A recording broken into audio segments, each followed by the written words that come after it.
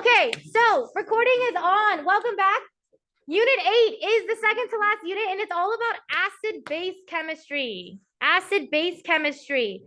So, first things first, how I'm going to do unit 8 initially, we have to get through like 8 pages of notes today. That's not physically possible if you write everything down. So here's my recommendation. My recommendation is that you listen alongside. What I'm gonna have to actually ask you guys to do is that you just listen as I review acid-base chemistry. There might be a couple new things that you're like, oh, note to self, maybe jot down something about it. But otherwise, just listen, stay focused, and I would take it as a journaling time, like, hey, want to review that, what she just mentioned that a little bit more, okay? So, acid-base review from unit 4. We define an acid according to the Bronsted-Lowry acid as being able to donate an H plus or an H3O plus, a hydronium ion. And we can deal with monoprotic acids, which are a 1H containing compound, or we can deal with polyprotic, which have multiple, like H2SO4, multiple H plus ions that can be lost. So the Bronsted-Lowry base, according to that definition, is it accepts an H plus and it's also easily identifiable as carrying an OH minus hydroxide. All right. Just a quick reminder that strength is not necessarily equal to concentration. So if I am a stronger acting acid, it doesn't mean I have a higher molarity. It just means I'm better at ionizing my H plus. But that being said, what makes a strong acid base versus a weak acid base? Strong acid bases completely ionize. That means for every H proton they can lose, they will. For every H proton they can gain, they will. Okay. They have strong electrical conductivity because technically acids and bases are ionic compounds that dissociate in water. Free ions floating in solution, electrical charge. Okay. The weaker bond between R and H plus. Now, here's a little note about R notation. R notation is an organic chemistry notation. It just is like saying the rest of the molecule that isn't that important, and then the thing that we actually care about, which is, okay? So what we say is that the bond between that ion that is to be lost is super weak. That makes it a better acid because it's going to ionize. It's going to break off better, right? And then it also produces a weak conjugate base. So remember, conjugate pairs is the species, the base species, minus or added a proton, protonated or deprotonated, okay? So strong acid bases produce weak conjugates, okay? Weak acid bases are basically the exact opposite of strong, right? Ooh, shocker. So it partially ionized. That means that for every H plus I could lose as an acid, I give some of it away. Some of it I don't. For every OH minus carrying group that could accept an H plus, some of it I do, some of it I don't, right? So it's a weak electrical conductivity. And it is what we see for binary acids, that it tends to have a stronger bond between the rest of the molecule and that ion it's going to lose. Because if it has a pretty strong bond, it's not going to lose all of them, which means it's not going to completely ionize, which means it's not going to be a very good base or acid. And it produces generally a stronger conjugate. So what that means is that my weak base as a reactant is a better acid in its conjugate form than the weak base it started off as. It's just better at being itself. Okay, whatever itself is, acid or base. So where's Eva? I actually don't know. Her car is still in the parking lot. So. Oh, how interesting. Okay. Common weak acids to be aware of are carboxylic species. Carboxylic groups are carboxylic species are R notation, the rest of the molecule, and they have a COOH. A C double bonded to an O and single bonded to another OH. That OH is not a hydroxide here. It is acting as a carrier of the H proton that is going to act as an acid. Okay. Hydroxides are pretty much only present in a ionic compound base.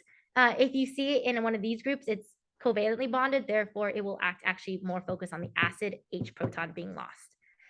The conjugate base is carboxylate, and that is just, it carries a -1 charge. Another common weak base is a nitrogenous species. A lot of nitrogen species are weak bases. So for example, ammonia turning into ammonium. That ammonium plus charge is actually not as a stable form. So what we see is that it will actually generally prefer the ammonia form. But we're going to discuss a little bit about how to predict the strength based on structure in about like T-10 minutes. So that's kind of like your review a wee bit. Let's go into review, and then this is your table. Again, I would generally maybe know the first few strong bases and the first few strong acids, but then let problems teach you. Like I wouldn't stress about memorizing every one, because given a certain problem that you encounter, it will tell you the context in which we categorize that compound. So I wouldn't do a huge Quizlet on it. I think that's kind of a waste of your time. I think doing the workbook problems. Oh, and don't forget, for 2023 spring, the policy is to get, for the remaining assessments, the quiz tests kind of thing, if you show me that you've done all the AP video problems plus one long and one short for each unit workbook, AP problems only, you get the right to corrections for full point return. If you don't show me those, which by the way, I made a note that you guys need to show me that stuff for unit 7 corrections, you have to retake the test, the quiz test. Okay, so the idea is to motivate you to get back into the workbook to do it, but alleviate some of the stress of having you guys do every single problem like you did last term. So just a friendly reminder. But anyway, getting into the workbook will help you with that. So what's the difference between strong versus weak acid-base reactions? Well, strong, when you mix a strong acid and a strong base, we call it an irreversible process. It always makes a salt in a water, semi-ionic compound, and water is formed. Okay. So it's a single arrow. But when you do weak acid or weak base, we say it's reversible because it only partially ionizes, which means only part of it is interacting. The other part of it's staying intact. The other portion of the molecules is staying completely intact, completely protonated, and or as originally, or completely deprotonated as originally. Okay. That means, by the way, we are definitely going to be dealing with the equilibrium values, K, for your acid and your weak acid and your weak bases. So Ka and Kb are coming soon. We've already talked about K, Ksp, the solubility ion product constant, and we talked a little bit about Kw, the water autoionization constant, but that was super briefly mentioned. Yes. Are all of these in the context that the strong acid and weak acid or base are interacting with water? They're interacting with one another in a solution of water. Okay. So acid-base reactions only occur between acids and bases themselves. Like an acid can't just donate an H plus proton to some random molecule that is the base. Well, that would be defined as a base. Okay. Because it accepted it. So Kai is such an encourager. You'll just see him at the tennis court just shout, yeah, across. So when we do reactions between acid and base, we call those neutralization reactions, where you see the exchange of an H plus ion. And of course, we know that when neutralization has occurred, or equivalence has occurred, when the moles of acid stoichiometrically are equivalent to the moles of base, right? It's not necessarily always a one-to-one, although a lot of the reactions that you work with will tend to be, especially if you're monoprotic. If you're monoprotic acid, you literally only have one acid to give anyway. Polyprotic, it's just a little bit different. You have to stoichiometrically recognize that you'll need, you have 2 acids for every 1 base, quote unquote, or so forth. But for the most part, pretty simple. And there's a couple examples on the side as well. You'll see a reflection of the single arrow versus the double arrow. Hydrolysis is a special subcategory of reactions known as a reaction where water is one of the species. Because remember, water is amphiprotic. It can act as both acid or base. So when you have a water-based acid-base reaction where water is not just the environment, but the actual species being deprotonated or protonated, we call that hydrolysis. Nope. So conjugate acid-base pair is a species that differs by 1 H plus. Okay. So that's kind of some quick review. Let's move on to, let's have you do these practice problems really quickly just to get you guys confirmed. So go ahead and do these. All right, so for this one, hopefully you got the following. You should have gotten that the acid, okay, is HiO3 and that the conjugate base is the IO3 deprotonated conjugate base. And that the original base was the NO2 minus and that the conjugate acid was the protonated NO2, right? This shouldn't be too hard at all. In fact, you should feel very, very comfortable with all of this because this is literally looking at which species changed by a proton. That being said, it does actually tend to be a common MCQ. So this is a really nice, easy point to win. So for the following table below, you should have just deprotonated or protonated accordingly. So you did HC2O4 minus because you've lost a positive charge carried by the H. This would be an example of a polyprotic, right? H2C2O4 is a polyprotic, okay? You have your SO3 2 minus, you get HSO3 minus, right? HCO3 goes to CO3 2 minus, your carbonate group, right? A polyatomic. This would also be an example of a polyprotic because that can become H2CO3. Yes. In this pair, are they both conjugate? Like, is it a conjugate acid and a conjugate base? Like, on the left side, are you supposed to put conjugate? No, well, the reason they're setting it up like this is both conjugate because what they're saying is they're not saying that it has to be a reaction where the acid is turning into base. Like they're just saying what are the two pairings. So that's why they labeled it as both conjugate. Typically, we would just say conjugate pair, original acid, conjugate base within that pair. But since this is kind of just like a general table where you don't have a context of which direction the reaction's going, that's why they're labeling it both as conjugate. Would it normally be like a product? It would normally be within the terms of a reaction. Yeah. And then of course, hydronium ion. Okay. So don't forget when you measure, when we're measuring, we tend to measure in a term called pH. Okay. pH. I'm sorry. I just got to keep moving through.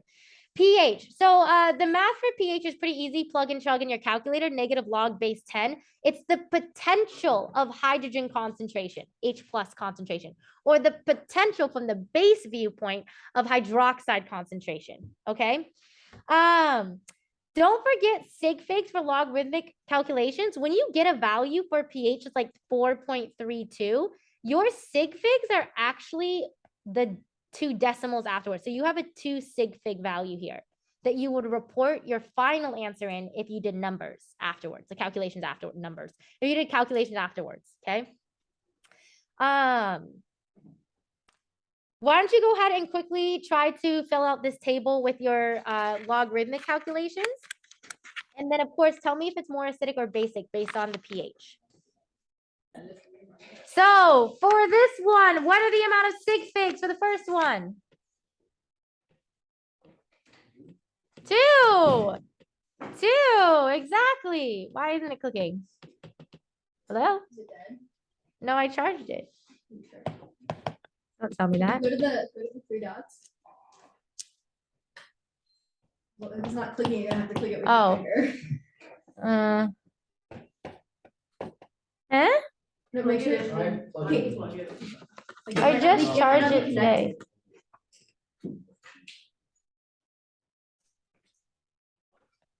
Two.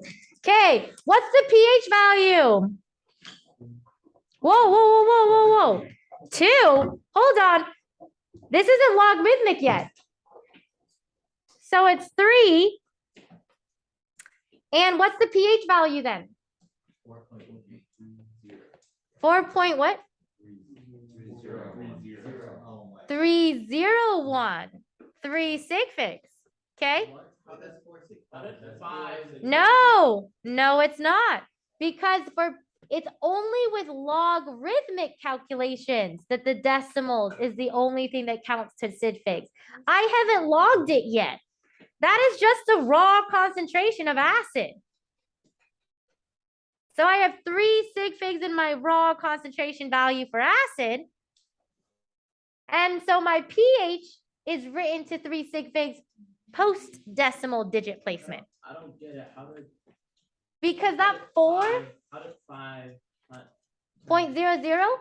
Yeah. That's a 3 sig fig value. No, but how did it? Wasn't there like the math that got from negative five? log Yeah, to the negative- oh, times, You just take the negative log of 5. yeah, Okay, oh, you just log it to find them. negative log it. Yep. Okay, so pH, how do you do the anti-log? Raised to the power of 10 to the negative? And how many sig figs do we have here? 2. So what was my concentration value, my original concentration value?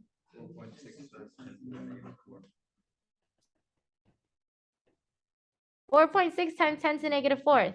Excellent. So back to just listening, okay? Unless you really need to write something down. Amphiprotic. Let's talk about water now. Water is really special because one, water is the environment for literally every single acid-base reaction you will encounter here in AP.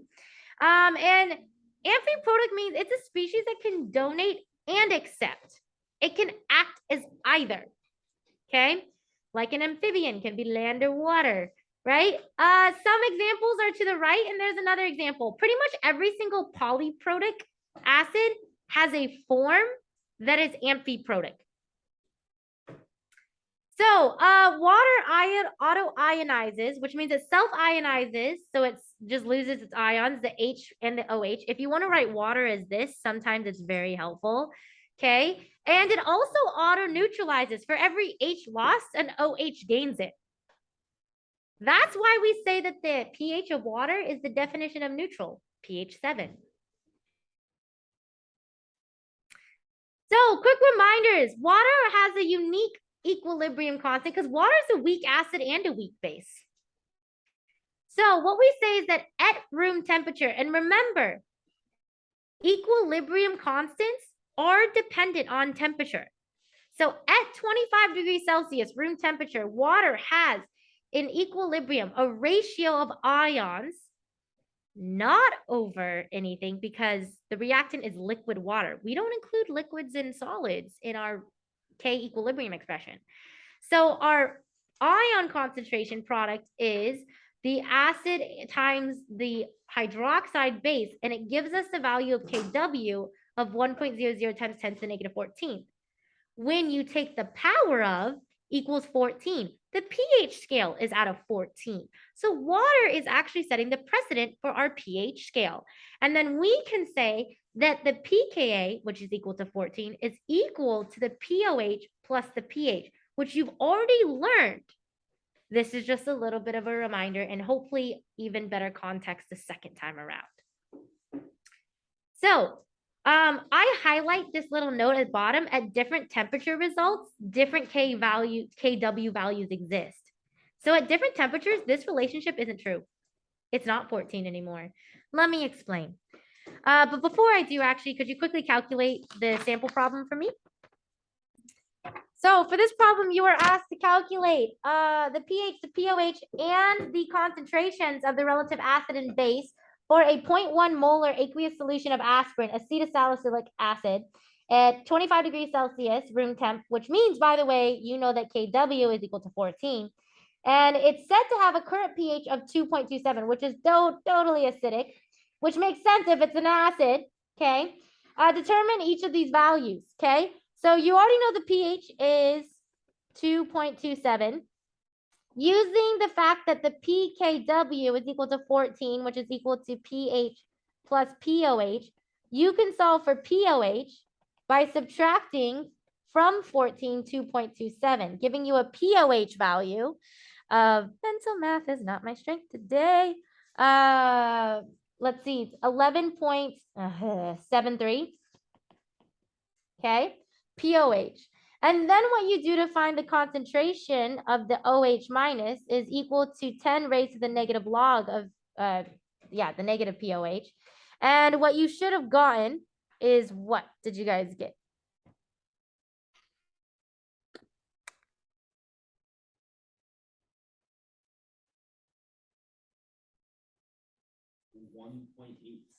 times 10 to the negative 12.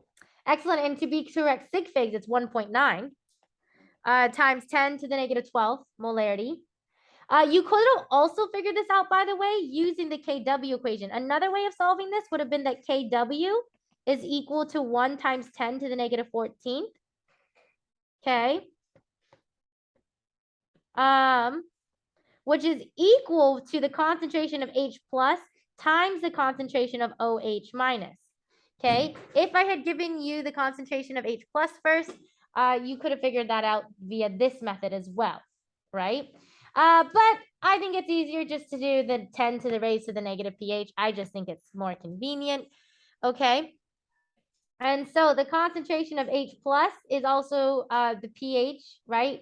10 raised to the negative of the pH. So you should have gotten that H plus is equal to 5.4 times 10 to the negative 3 molarity, okay? And so, sorry, I just saw a funny little switcheroo happen. And so, does that kind of feel familiar to you guys? Feeling familiar? This is all unit 4. It's pretty basic review. You guys got this. You're intelligent. And if you're like, oh my God, I forgot so much over spring break, don't worry. It'll slap it back into you. You'll get it back. Let's talk about how we shift the equilibrium of water, because this idea that the K equilibrium constant, Why is it? oops, sorry, times what? 5.4 times 10 to the power of -3. Where did you get the -3? It's 10 raised to the negative pH value of 2.27. Oh, but it looks like it's Oh, well, I mean, that's what the value turns out to be. The concentration of H plus given that pH is, the concentration of acid given that pH is 5.4 times 10 to the negative 3 molarity. Oh, okay. Yeah. So equilibriums can get shifted based on temperature. So what we see here is with water, one, the amount of concentration of acid and base behavior of water is inversely related. But specifically, what we can see is we can get an acidic water, or we can actually get basic water. Have you guys ever heard of the alkaline diet movement, where you eat an alkaline, like basic neutral diet that helps combat, like I have, like, for example, I have acid reflux because I eat too much spicy food. I like survived a year off of sriracha. It did things to me. So I have to eat more like alkaline foods if I can't help it, or else I get really bad, like growling and acidic stuff. You can, for a while, my dad made me drink alkaline water, which by the way was like twice as expensive as normal water bottles, but it's been made more basic, but it's still water. How do they do it? I'm not exactly sure, but essentially it's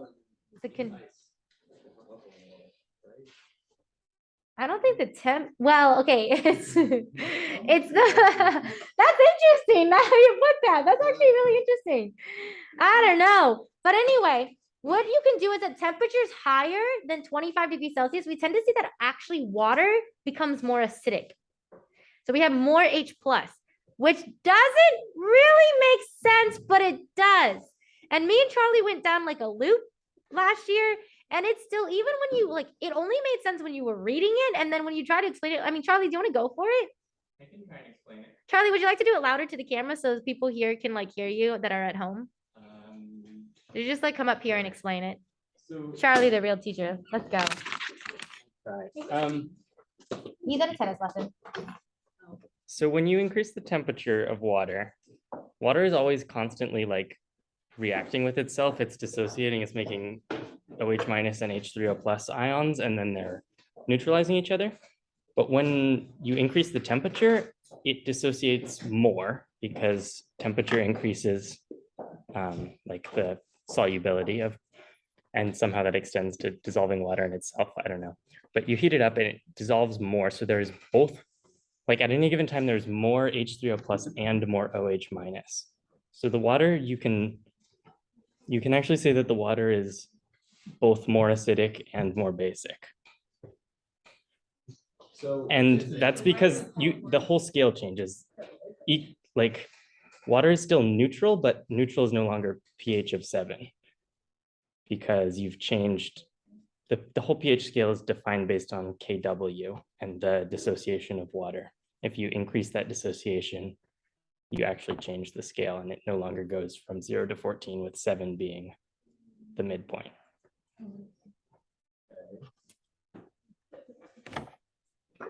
same concentration of, same concentration of ions. Like There's a greater same- concentration of same ions, relative concentration. but there's the same amount of H3O plus as there is OH minus, so it's still neutral. Yeah. Even though it's both more acidic and basic. Then why is it defined as more acidic? It's more acidic because the whole scale shrinks. It goes to up to less than 14. So like if you have water with a pH of 6, you've heated up enough that the pH scale only goes from 0 to 12. And so it's still in the middle, but it's lower. Why does it shrink? If there's more interactions, then that- I think it's because it's the negative log of the concentration. What do we have if the concentration of H3O plus is greater than the concentration of OH minus? So they were equal. They should be equal. I don't know what Mr. D's doing. Find the answer key. Okay. Pretty sure they're equal. She's doing her because every Bible time process. the water- Okay, so go ahead and try out the sample problem below. So there isn't actually more H3O plus. There is and there isn't. Okay, just try out the sample problem below. It's an MCQ question. As long as you know that when temperature rises, water becomes more acidic, that is like your win for the MCQ right there. It is guaranteed going to be one MCQ question, like it always is. All right. Is it also more basic when temperature rises? No, technically no. Well, technically not according to the math. That's what the MCQ. If you were to calculate POH, it would also be less than 7. Yeah, like everything, the neutrality position shifts to be more favored to the acidic. Anyway, try out the problem below. So for this problem, what you should have gotten is, you could have gone a long way of going pH to POH back to OH, or you could have used KW is equal to 1.00 times 10 to the negative 14. And that's going to be equal to the concentration of acid times the concentration of base. And you know that for every HCl, you get one acid. So the molarity of your original acid is going to be the molarity of your H plus. So what we can say then is that this is equal to 1 times 10 to the negative 14th. Okay. Divided by the H3O plus, which is 0.5 molarity, and that's going to equal the concentration of OH minus, which is going to give us a value of 2.0 times 10 to the negative 14th. So what we see here is that the solution is definitely acidic because it has way more concentration of acid than it does base. How did you get all those numbers? Now, how do we establish the concentration of hydronium? Because you were given the concentration of HCl, and for every one HCl, you get one acid, H3O plus. And that's because HCl is strong acid, yes. No, it's because it's monoprotic. So stoichiometrically speaking, it's 1-to-1. And then I just manipulate the equation around so that I divide the KW by the H3O plus.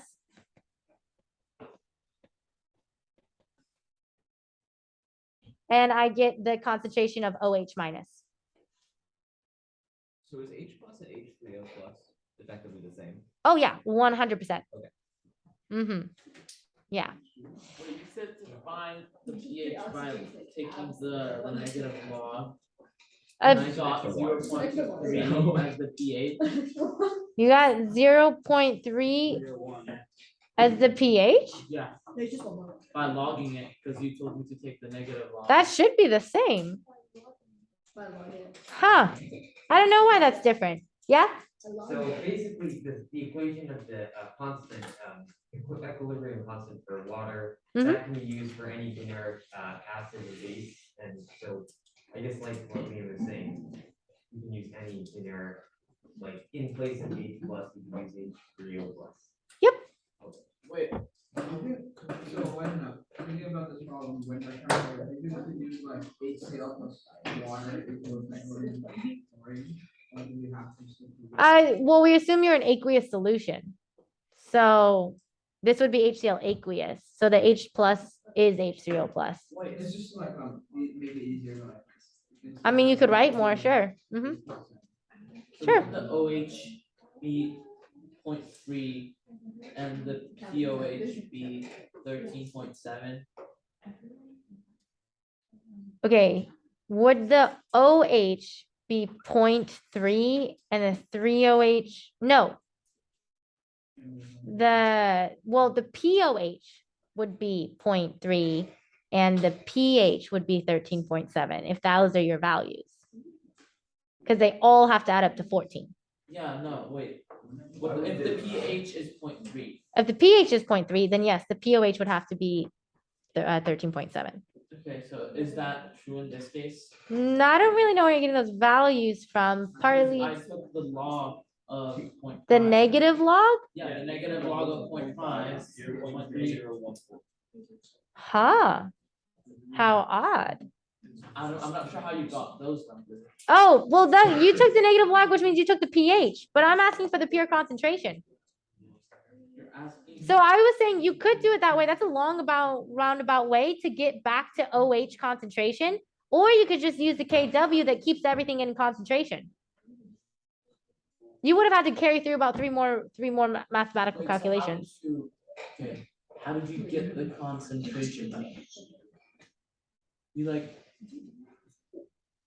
So what I did is I took the math problem and I said I was given the concentration of the acid. I made sure I stoichiometrically acknowledge that the acid is a monoprotic acid. So that means I can assume that the concentration of the H plus is the concentration of the acid itself. And then I put it in terms of KW. And that's a more direct way of figuring out the concentration of the OH minus base. Because I don't have to go through pH and POH. You would have to do about 3 more calculations after what you just did. Okay, we're gonna skip this practice problem and move on. So how do we now predict based off of the structure, the level, the strength of acidity, I should put, the strength. Yep, that's my note, but I don't think we're gonna have time to. So depending on if you're a binary or non-binary acid, this changes. So a binary acid is like HI. It's just monoprotic and one other element. Like that's it. 2 atoms together, where one of them is an H plus. So what we say is that it depends on the attraction between the nucleus of the H and the valence electrons of the other atom. So the stronger the bond, okay, the weaker the acid. Because obviously it won't ionize very well if you have a really strong bond between those 2 atoms. It won't lose that H plus easily. As distance increases in terms of bond length, you have less bond strength, so you have a better acid, what we call a stronger acid. Which means, by the way, numerically, this will be reflected in a higher Ka value, a lower pKa value, negative log of Ka, and a lower pH, more acidic range. On the contrary, if your distance decreases, you have a shorter bond length and greater bond strength, you become a weaker acid. And you could flip all of this, by the way, to be in terms of base. You would have a lower Ka, you would have a higher pKa, and you had a higher pH, signaling more basic behavior. Yes. Isn't for higher bond strength, it's more of a weak acid? But like down. Do you mean down like weaker acid? Yeah. Uh, Sorry, I meant down as in weaker acid. Sorry, I was like, I'm pretty sure I'm right, but I see what you mean. So pKa is negative log of Ka. So binary acids with more than 1 hydrogen atom are weaker in general. We almost never work with these, so I don't even like, that's just mentioned, but honestly, for future reference, I might get rid of that.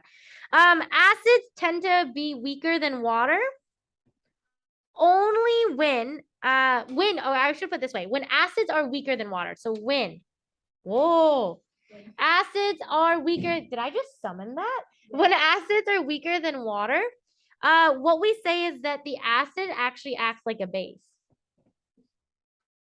Like those half acid, half base. Just a really bad acid. So it's so bad of an acid that it's a base. Yep. When the focus is a base, is what we say.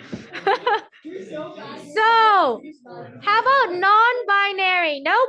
How about non-binary acids? Okay, so like H2SO4, polyprotic, more than one type of atom in a combination.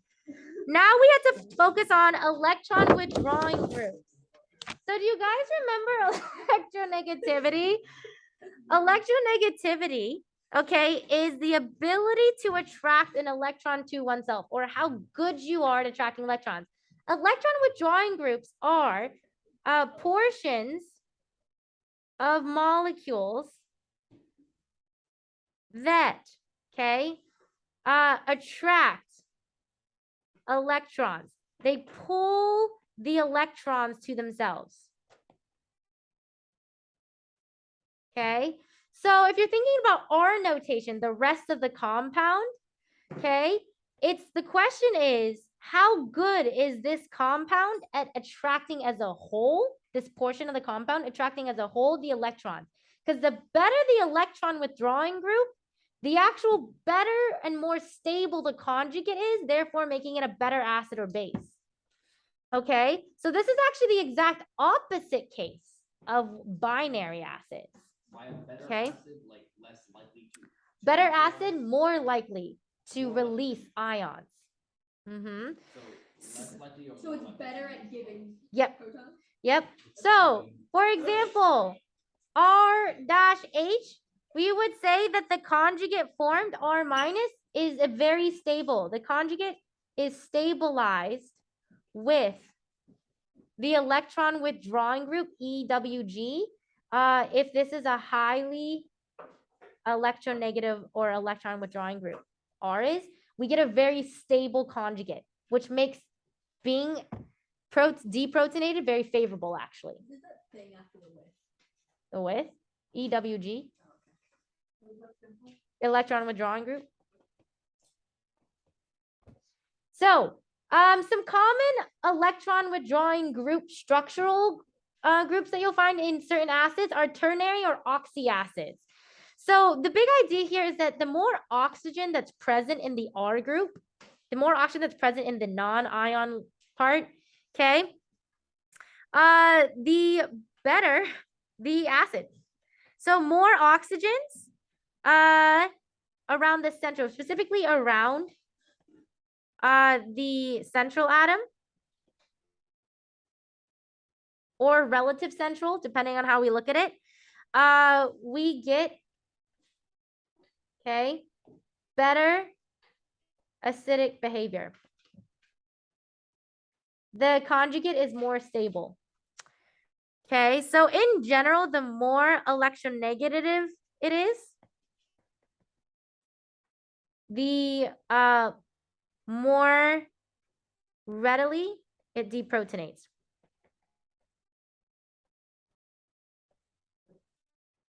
So carboxylic acids are, remember, an example of a weak acid.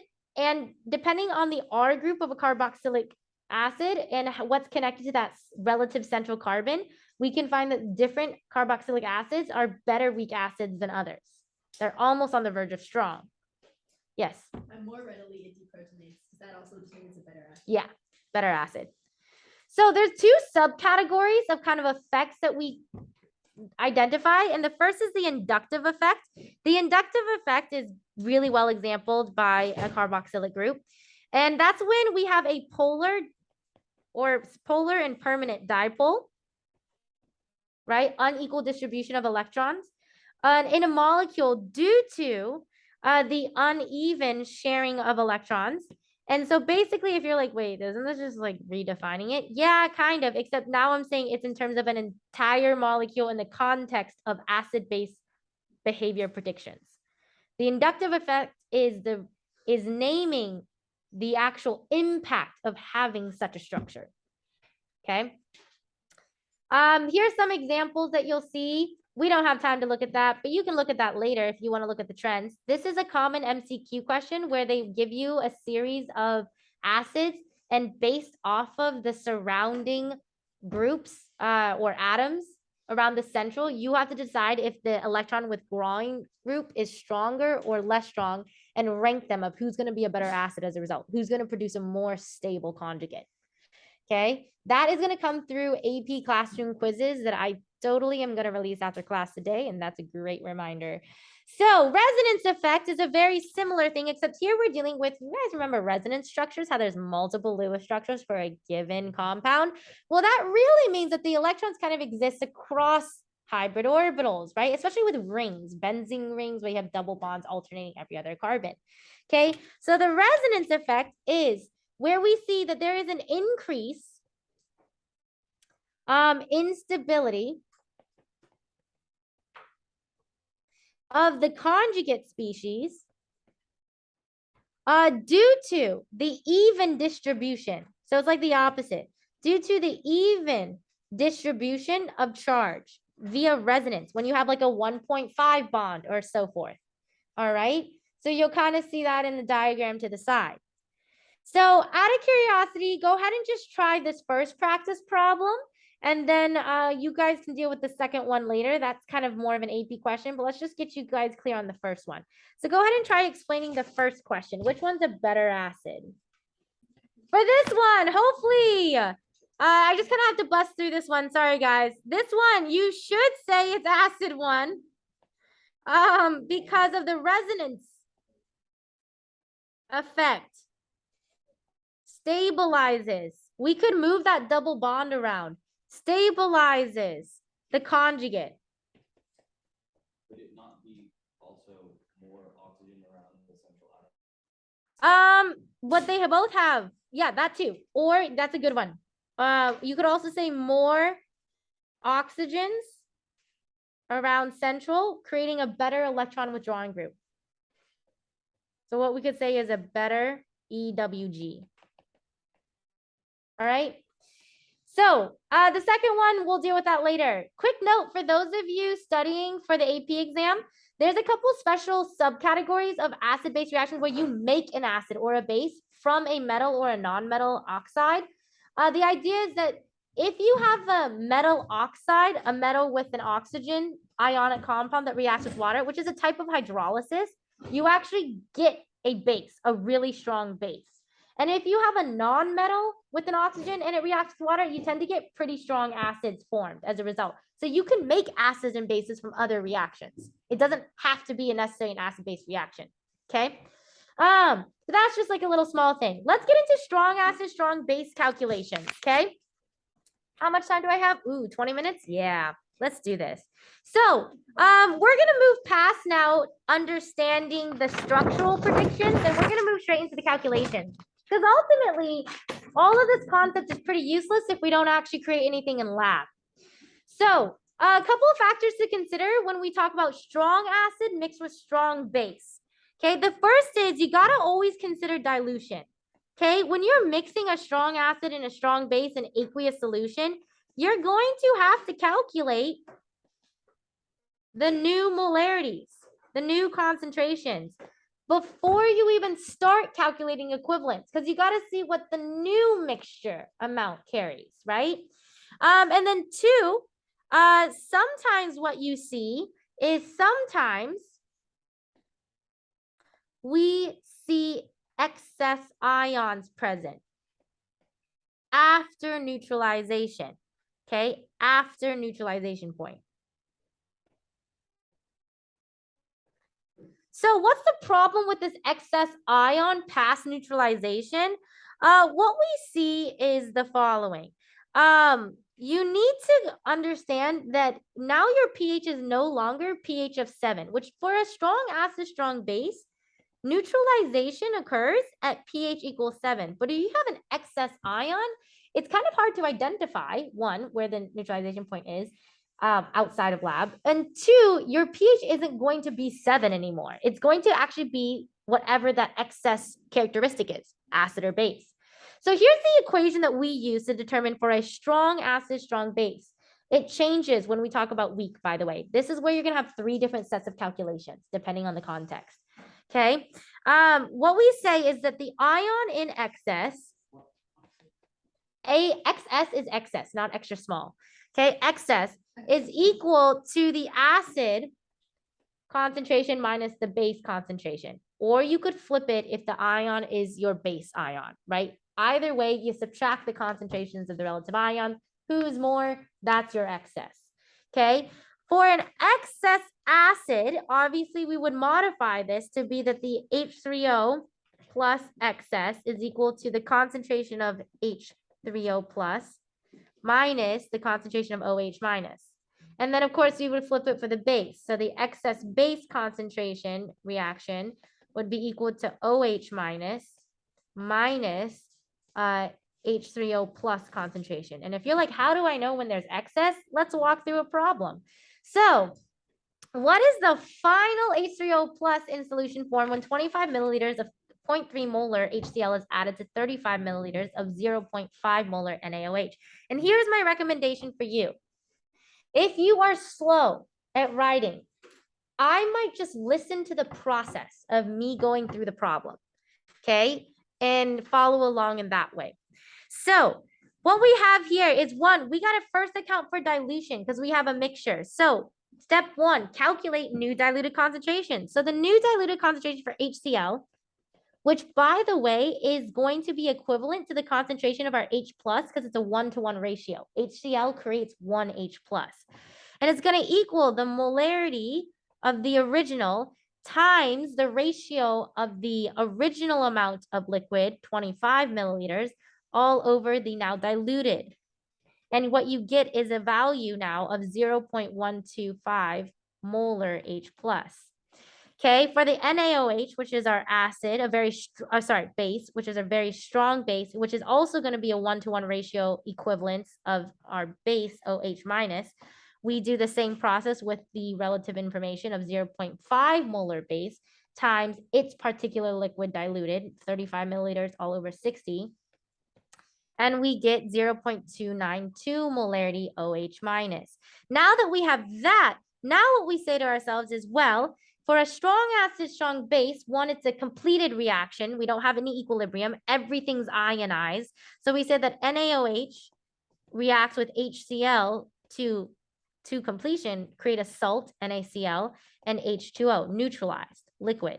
And what we say then is that at equivalence, okay, or I guess at equivalence, we should have stoichiometrically the same amount of moles of acid to moles of base. Well, we know that in regards to our reaction here, we're working with a monoprotic acid. So we're going to have a 1-to-1 ratio of acid to base. So that's kind of nice. So immediately when we look at our molarity concentrations, we see that we have excess, all right, base present.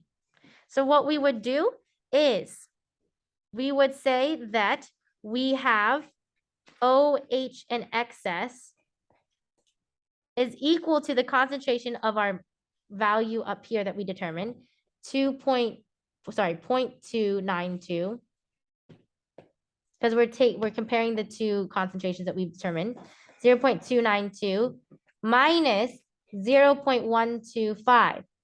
This is our OH, this is our H3O plus. And we get an excess value of 0.17 molarity. Now we say to ourselves, that wasn't our question. Our question was, how much acid are we going to have in solution? So what we need to recognize is, well, we are in an aqueous solution. So what we can use is the Kw to figure out, okay, given this amount of excess base, don't forget water is also technically auto-neutralizing. How much acid is now present from the water reacting with the excess ion, a hydrolysis reaction. So what we say then is that excess ion reacts with water in a hydrolysis, OH minus plus H2O, okay? And it does a reaction, okay? And water's auto-ionizing itself, blah, blah, blah, blah, blah. And we can use the Kw, 1 times 10 to the negative 14. And we could say that, well, the concentration of my acid in this excess ion solution is going to be equal to my Kw divided by my OH, which would be the 0.17 that I determined. And what you see then is that your H3O plus concentration is equal to 6 times 10 to the negative 14th molarity, which totally makes sense considering this is a predominantly basic solution. 6 times 10 to the negative 14th molarity. So that's how we would do it. 0.17. H3O plus is equal to 6 times 10 to the negative 14th molarity. And that would be. So 1 that would- times 10 to the negative 14 divided by. 0.17. Yep, excellent. I got 5.88. 6 figs. 6 figs. Oh, yeah, oh. Okay. So, that being said, why don't you see if you can do the next problem? Try out the next problem on your own. So for this problem, what you guys had to do was you simply had to find the diluted. So you should have gotten that H plus is equal to 0. Okay, 1, 2, and NaOH or the OH, okay, is equal to 0.14. So you would have found that the excess of OH is equal to 0.02 molarity. And instead of going through KW, you actually, okay, could have done an even easier route in this instant because it was asking you for the pH. Well, if you know your excess OH, you know that you can find the POH. And the POH is equal to negative log of 0.02. And once you have POH, which is going to be equal to 1.7, you could use the equation 14 equals pH plus POH to get that pH is equal to 14 minus 1.7, so that your pH is equal to 12.3. And then tomorrow we'll warm up with the other two problems. All right, guys, good work.